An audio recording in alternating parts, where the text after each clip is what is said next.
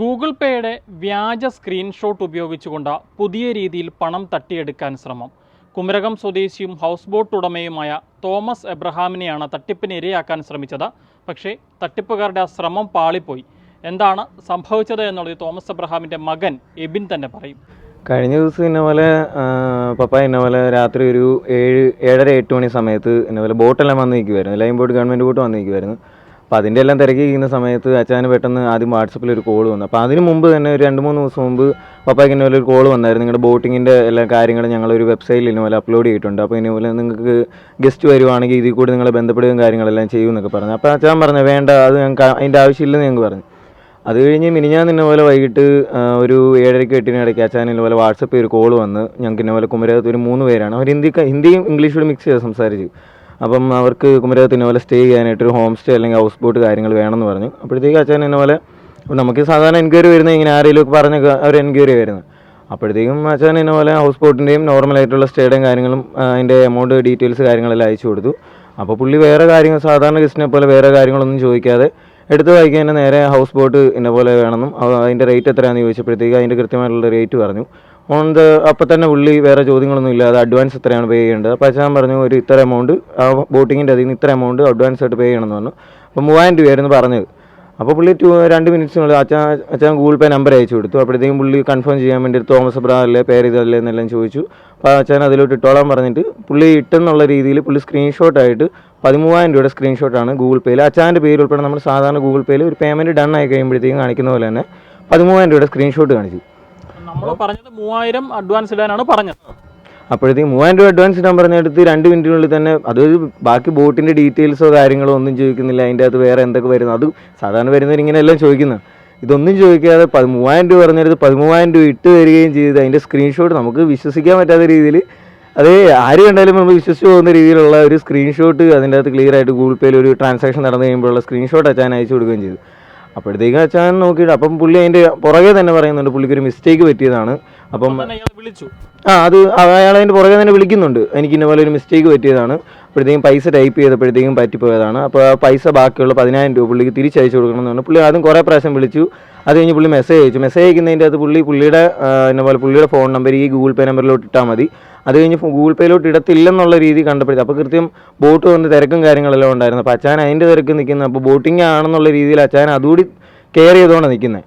അപ്പോൾ പുള്ളി അറിഞ്ഞ് അതിൻ്റെ പുറകെ തന്നെ മാറി മാറി വിളിക്കുന്നതെല്ലാം ഉണ്ട്. അപ്പോഴത്തേക്കും പെട്ടെന്ന് അച്ഛൻ എന്നെ വിളിക്കുമായിരുന്നു. അപ്പോൾ ഞാൻ പെട്ടെന്ന് വന്നു കഴിഞ്ഞപ്പോഴേ അച്ഛൻ എന്നോട് പറഞ്ഞത് ഫ്രോഡാണെന്ന് എനിക്കൊരു സംശയം ഉണ്ടെന്ന് പറഞ്ഞു. അപ്പോൾ അപ്പോഴത്തേക്കും പുള്ളി കുറേ മെസ്സേജും കാര്യങ്ങൾ അയച്ചിട്ടുണ്ടായിരുന്നു. അപ്പം ഗൂഗിൾ പേ നമ്പർ അയച്ചിട്ട് അതിൽ പൈസ ഇടുന്നില്ല എന്ന് കണ്ടപ്പോഴത്തേക്കും പുള്ളിയുടെ സ്കാനർ വേറൊരു പുള്ളിയുടെ പേരുള്ള ഒരു സ്കാനർ കാര്യങ്ങളെല്ലാം അയച്ചു തന്നു. അപ്പോൾ അതിലേക്ക് പൈസ ഇട്ടാൽ മതി എന്ന് പറഞ്ഞു.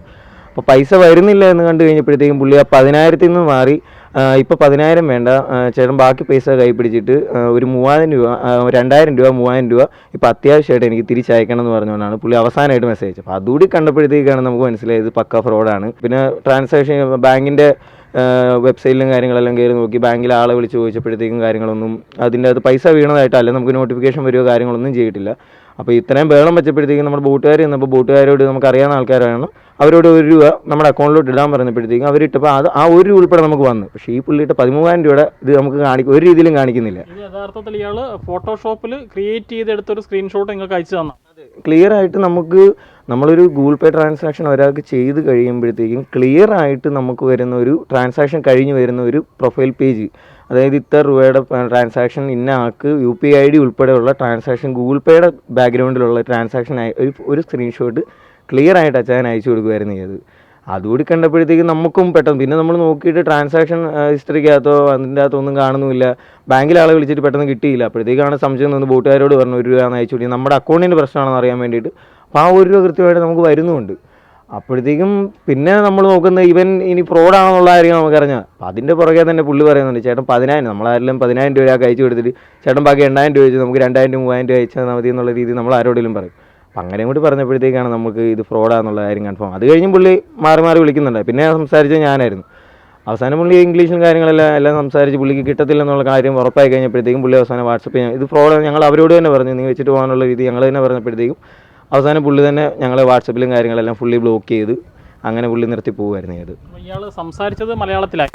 അല്ല, മലയാളത്തിലല്ലേ, ഇംഗ്ലീഷും ഹിന്ദിയും കൂടി മിക്സ് ചെയ്ത് ആ ഒരു രീതിയിലായിരുന്നു പുള്ളി സംസാരിച്ചത്. ഹിന്ദിയാണ് തുടങ്ങിയത്, പിന്നെ നമ്മൾ ഇംഗ്ലീഷിലാണ്, നമുക്ക് ഹിന്ദി വലിയ പിടുത്തില്ല, എന്നാലും ഹിന്ദി പറയാമെന്നത്രയും പറഞ്ഞു. ബാക്കി ഇംഗ്ലീഷ് നമ്മൾ സംസാരിച്ചപ്പോഴത്തേക്കും പുള്ളി ഇംഗ്ലീഷ് നല്ല ഫ്ലുവൻ്റ് ആയിട്ട് തന്നെ നമ്മളോട് സംസാരിക്കുന്നുണ്ടായിരുന്നു. ഇയാൾ ഡോക്ടറാണെന്നാണ് സ്വയം പരിചയപ്പെടുത്തിയത് ആദ്യം. ഡോക്ടറാണെന്നാണ് സ്വയം പരിചയപ്പെടുത്തിയതും. വാട്സപ്പിൽ നമുക്ക് അടിയിൽ നമുക്ക് നമ്പറിന് താഴെ കാണിച്ച ആ ഒരു നെയിമും പിന്നെ പോലെ ഡോക്ടർ എന്ന് പറഞ്ഞുകൊണ്ടായിരുന്നു.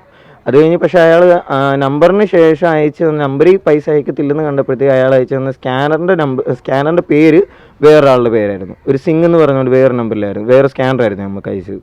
എന്താണെങ്കിലും തട്ടിപ്പിൽ പെടാതെ രക്ഷപ്പെട്ടു. അതെ, തീർച്ചയായും. എന്തോ ഇതിന് ഇപ്പം നമുക്ക് ആദ്യം പുള്ളി ആ 10,000-ൻ്റെ കാര്യം തന്നെ പറഞ്ഞുകൊണ്ടിരിക്കുകയായിരുന്നു. നമുക്ക് പിന്നെ സംശയമായി പോയാനെ. പിന്നെ പുള്ളി അത് മാറ്റിയിട്ട് ചേട്ടൻ ആ പൈസ പിടിച്ചു, അതിൽ നിന്ന് ഒരു 3,000 രൂപ എനിക്ക് ഇട്ട് തന്നാൽ മതി എന്ന് പറഞ്ഞപ്പോഴത്തേക്കാണ് നമുക്ക് മനസ്സിലാവും നമ്മൾ എത്ര വലിയ പൈസക്കാരനാന്ന് പറഞ്ഞാലും ആരെങ്കിലും ഇങ്ങനെയൊക്കെ ചെയ്യും. അപ്പോഴത്തേക്കാണ് നമുക്ക് മനസ്സിലായത് ഫ്രോഡാണ്. പിന്നെ ഞാനോട് വന്നു കഴിഞ്ഞപ്പോഴത്തേക്കും ഇന്ന പോലെ കാര്യങ്ങൾ ക്ലിയറായിട്ട് പറഞ്ഞു. അത് കഴിഞ്ഞപ്പോഴത്തേക്കും നമുക്ക് മനസ്സിലായി കാര്യങ്ങൾ ഇന്ന പോലെയാണെന്ന് മനസ്സിലായി. കുമരകത്താണ് ഇത്തരത്തിലൊരു സംഭവം ഉണ്ടായത്. ഗൂഗിൾ പേ ചെയ്തു എന്ന വ്യാജ സ്ക്രീൻഷോട്ട് ഹൗസ് ബോട്ട് ഉടമയ്ക്ക് അയച്ചു നൽകുകയായിരുന്നു. 3,000 രൂപ ഹൗസ് ബോട്ടിൻ്റെ അഡ്വാൻസായി 3,000 രൂപ നൽകണമെന്നാണ് ബോട്ട് ഉടമയായ തോമസ് എബ്രഹാം ആവശ്യപ്പെട്ടത്. ഇതിന് പിന്നാലെ 13,000 രൂപ ട്രാൻസ്ഫർ ചെയ്തതിൻ്റെ ഗൂഗിൾ പേ സ്ക്രീൻഷോട്ട് അയച്ചു നൽകുന്നു. തനിക്കൊരു മിസ്റ്റേക്ക് പറ്റിയതാണ്, 10,000 രൂപ തിരിച്ചയക്കണം എന്നുള്ളതാണ് തട്ടിപ്പുകാരൻ ആദ്യം ആവശ്യപ്പെട്ടത്. പക്ഷേ വളരെ കൃത്യമായി തന്നെ ആ തട്ടിപ്പ് പൊളിച്ചടുക്കിയത് കൊണ്ട് തന്നെ പണം നഷ്ടപ്പെട്ടിട്ടില്ല. കുമരകത്ത് നിന്നും അരുൺ മലയിലിനൊപ്പം Rahul Irumbukuzhi, focus news TV.